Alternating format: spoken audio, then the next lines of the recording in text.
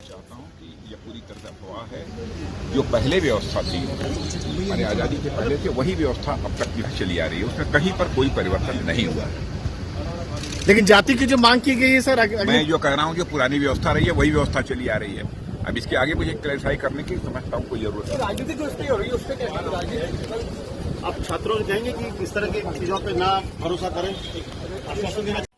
संजय सिंह जो आम आदमी पार्टी के सांसद हैं और कुछ अन्य सांसदों ने एक ट्वीट करके आक्षेप लगाया है इंडियन आर्मी के ऊपर, भारत की सेना के ऊपर की जो अग्निवीर स्कीम चल रही है उसमें जाति और धर्म के लिए एक कॉलम रखा गया है और जो एप्लीकेंट हैं उनके जाति और धर्म पूछे जा रहे हैं। जिस प्रकार की भाषा का प्रयोग इस ट्वीट में किया गया है और कुछ नेताओं का कहना है कि ये तो इंडियन आर्मी जो है ये जाति के आधार पर रिक्रूट करना चाहती है, पिछड़े और जो जनजातीय लोग हैं उनके साथ डिस्क्रिमिनेशन करना चाहती है, उनके साथ भेदभाव करना चाहती है।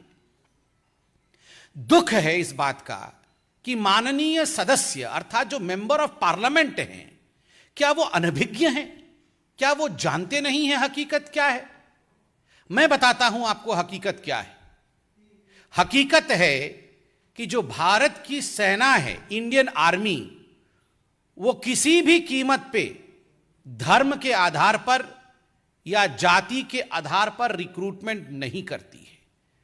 The Indian army does not recruit as per the caste और the religion of the applicant.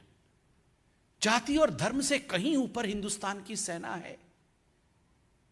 फिर भी ये जो कॉलम है ये क्यों है? इसका उत्तर 2013 में देश के सर्वोच्च न्यायालय सुप्रीम कोर्ट के पटल पे मिला। एक इंडिविजुअल ने इस पे पीआईएल दाखिल किया था सुप्रीम कोर्ट में और कहा था कि जातीय और धर्म के आधार पर क्यों ये कॉलम होते हैं इंडियन आर्मी में। तो 2013 में ही एक सत्य पत्र अर्थात एफिडेविट सबमिट करके भारत की सेना ने सुप्रीम कोर्ट में अपने मत को स्पष्ट किया था और कहा था कि there is no role in the selection process as far as caste is concern. कोई रोल नहीं है, कोई भी इसमें धर्म और कास्ट के आधार पर सिलेक्शन का रोल नहीं है। किंतु एक प्रशासनिक अर्थात एडमिनिस्ट्रेटिव और संचालन या परिचालन, जिसको अंग्रेजी में ऑपरेटिव कहते हैं, यह एक ऑपरेटिव रिक्वायरमेंट है, यह एक प्रशासनिक या एडमिनिस्ट्रेटिव रिक्वायरमेंट है। 2013 में सुप्रीम कोर्ट में इंडिया की आर्मी ने कहा था।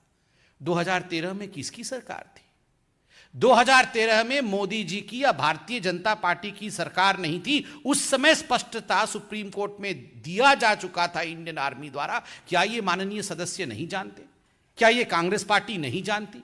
क्या ये आम आदमी पार्टी नहीं जानती? फिर भी इंडियन आर्मी को अखाड़े में घसीट के लाना और उसके साथ दो दो हाथ करने की यह प्रवृत्ति उचित नहीं है। कहीं ना कहीं यह राजनीति करते करते देश की आर्मी को बदनाम करने का काम है।